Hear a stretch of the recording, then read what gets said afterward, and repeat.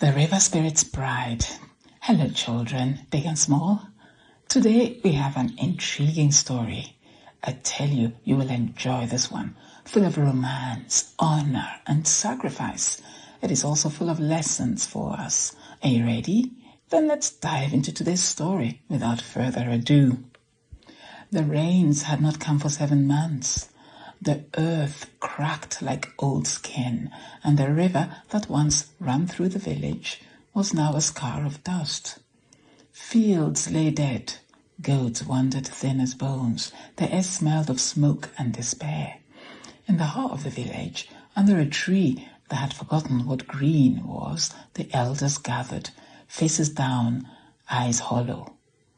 "We have angered the river," the oldest one whispered. "Perhaps the spirit sleeps," said another. But everyone knew the truth.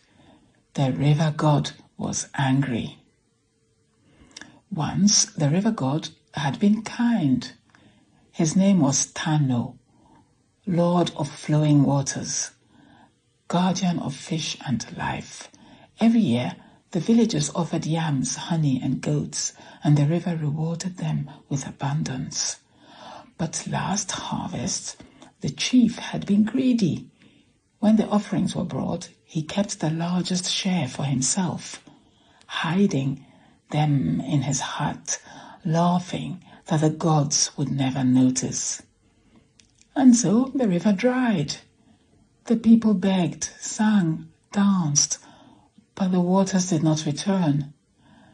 Now famine crept at the door. The elders turned to the village priestess, an old woman whose eyes were white with age. She listened to the silence of the earth, then spoke softly. "Tano demands a life, a pure one. The daughter of the river must return to him." Murmurs rippled through the crowd. "A sacrifice? A girl?" The priestess nodded. "Only blood can wake a sleeping god." Among the villagers stood Amma, daughter of a fisherman. She was 17, with eyes dark as wet stone and laughter like the river's song.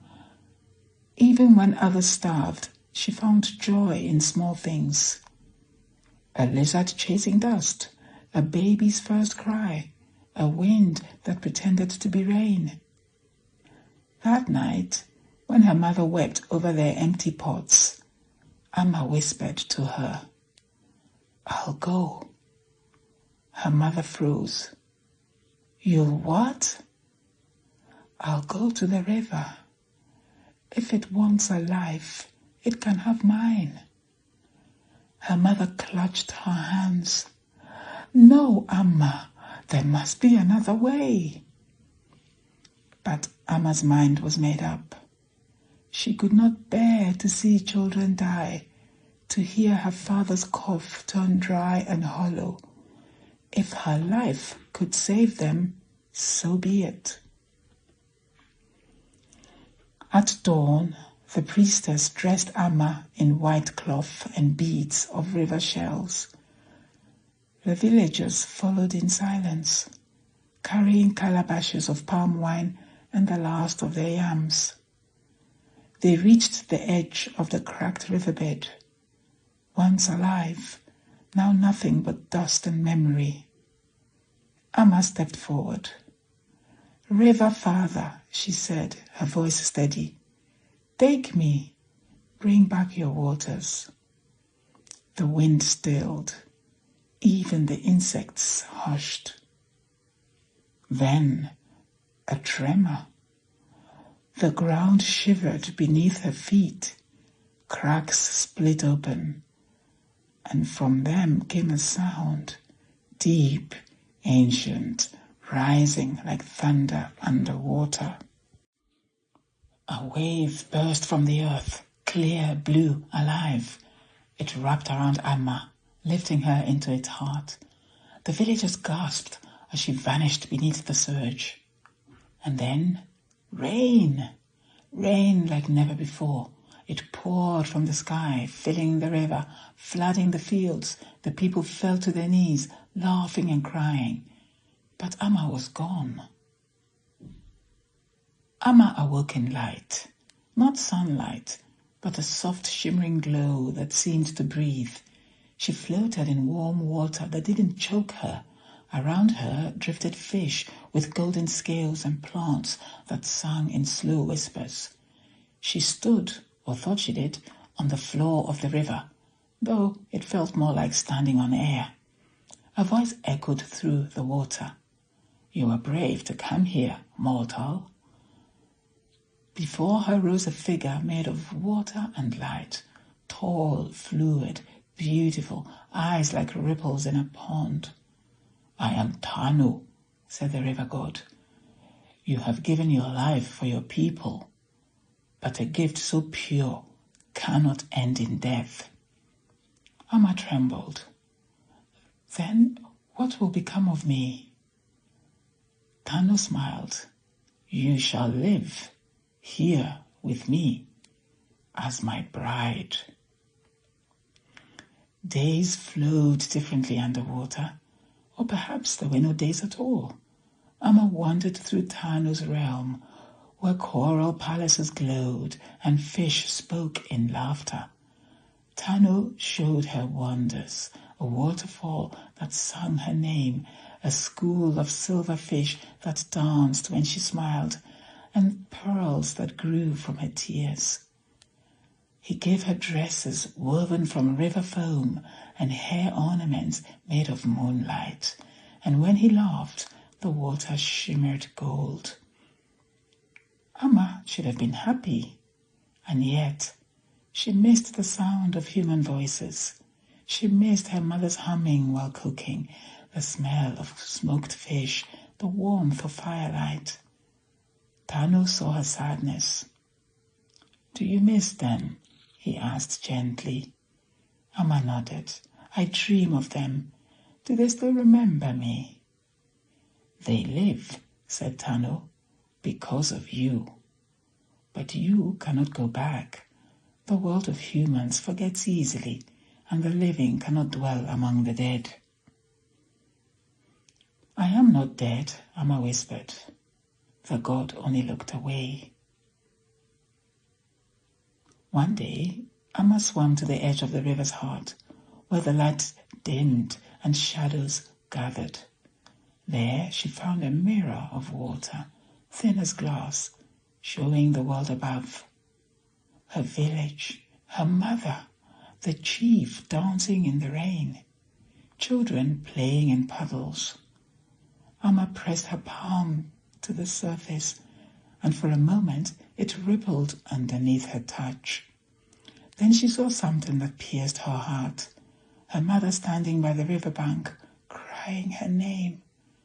Amma reached out, but the image broke. A current swept her back, strong and angry. Tanu appeared, his face dark as storm clouds. "You disobeyed me." "I only wanted to see her." "The world above is not yours anymore." "You said I would live." "And you do, here." Amma's voice cracked. "You call this life? I am a ghost in your water." The river rumbled with his fury, but beneath it was sorrow. He reached out to her, hand trembling like the tide. "You do not understand, Amma. If you leave, the river will dry again. Your world and mine are bound now, through you." Amma turned away. "Then perhaps it should." Months passed, or perhaps years. Amma's heart grew heavy, her laughter dim. One evening, she returned to the mirror's edge and saw something new. A young man by the riverbank, playing a flute.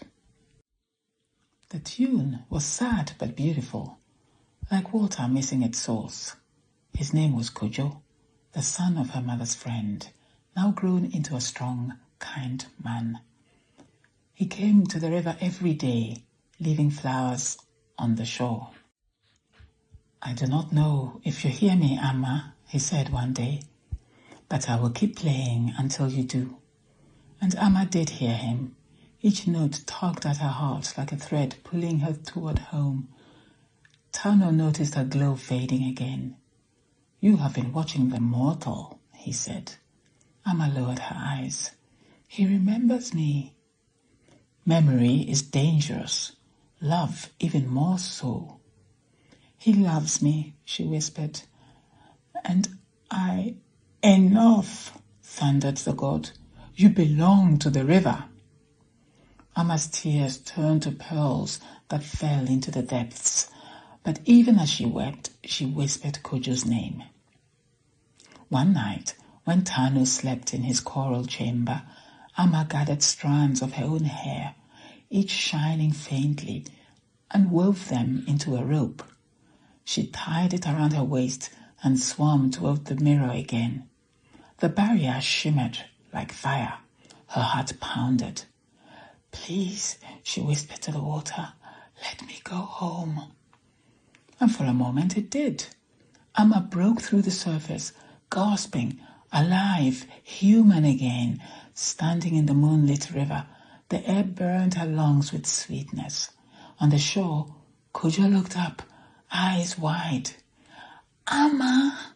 She ran to him, laughing and crying. He caught her in his arms, feeling her heart beat against his. "You are real," he whispered. They walked back towards the village, hand in hand.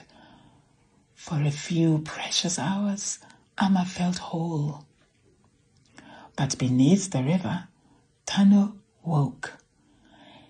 He felt the emptiness where Amma's light had been, and rage flooded him.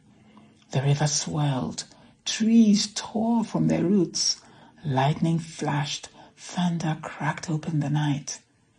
Amma turned back just as the ground shook. "Tano," she whispered in terror. The river rose like a living wall, towering above them. Kojo pulled her close. "Run!" But the flood struck before they could move. Water wrapped around Amma's legs, pulling her backward. Kojo held on. "I won't let go."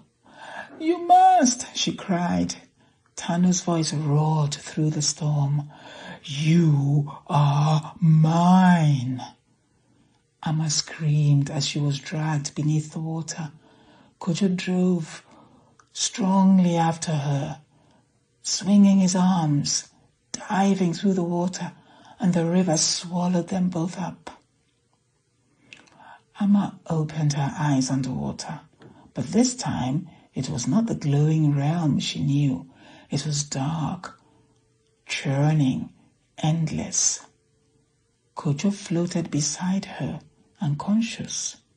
She held him tight, but her lungs burned. She could not breathe. "Tano," she cried into the water, "spare him, please." The god appeared, eyes blazing. "He broke the bond between us." "Punish me, not him." The river god's fury wavered. His gaze softened, not with mercy, but with sorrow. "You do not understand the price of love." He touched her forehead, and her body glowed with the same light that had once filled the river. Kojo's chest rose as water turned to air in his lungs. He gasped awake, staring in shock at the god before him. Amma smiled faintly. "Live for me." The light spread from her body into the current, and the river calmed, its rage dissolving into quiet. When Kojo blinked again, she was gone. Kojo awoke on the river bank, soaked and trembling. The dawn was soft, the river gentle again, flowing clear and full. Villagers ran to the shore, crying in joy. The drought was truly broken. Kojo looked into the water, and saw Amma's reflection smiling back. Then it rippled and vanished. He fell to his knees, tears mixing with water. Tears mixing with the river. The priestess appeared beside him. "She lives," she said softly, "not here, but within the river. Every drop that falls, every wave that rises, she is here." Seasons passed. The fields grew green again. Children splashed in the river that had once taken so much. But sometimes, on moonlit nights, people swore they saw a girl in white standing midstream, her hair floating like silk, singing softly to the current. Kojo became the new priest of the river, tending its banks, never marrying, never leaving. He spoke to the water as if it could hear. And perhaps it did, for when he played his flute, the river shimmered and the fish danced. One night, years later, Kojo sat by the river, old and tired. He played the same melody he had played for Amma long ago. As he finished, the water stirred. A hand rose, pale, glowing, then a face smiling softly. "Amma," he breathed. "You kept your promise," she said. "You remembered me." Tears filled his eyes. "I never stopped." "Then come," she whispered, offering her hand. He hesitated only a moment, then stepped into the river. The current wrapped around them, gentle this time, carrying them into the glow beneath the surface. The next morning, villagers found his flute lying by the bank, and beside it, a white flower that had never grown on land. Centuries later, when the world had changed and names were forgotten, travelers still spoke of the River of the Bride, a place where the water never runs dry, where lilies bloom even in drought, and where lovers who touch its surface see visions of each other across time. Some say the river remembers every prayer ever whispered to it. Some say on quiet nights you can hear two voices singing together, one mortal, one divine. And some say the river is not water at all, but the body of a god who fell in love and the soul of a girl who dared to love him back.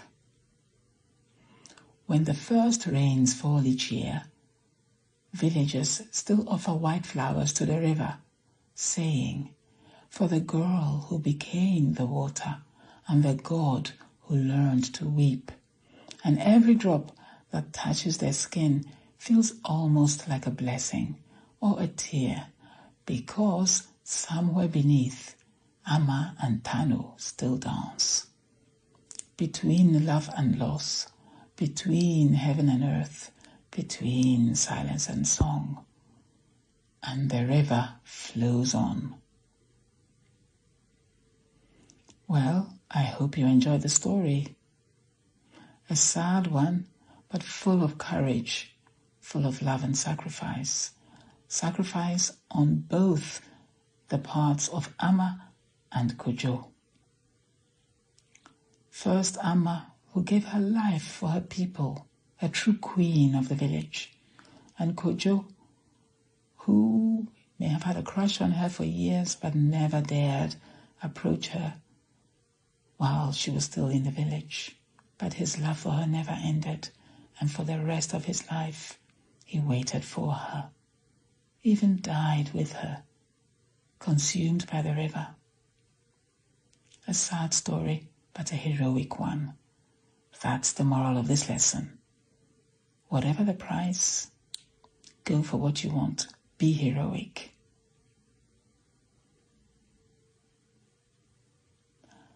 Anyway, I hope that we all become courageous in our lives.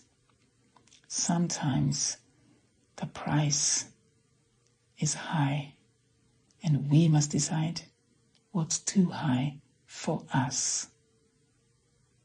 Until next time on Storyplanet, I wish you well. And I hope you have a wonderful day. Until the next video, bye for now.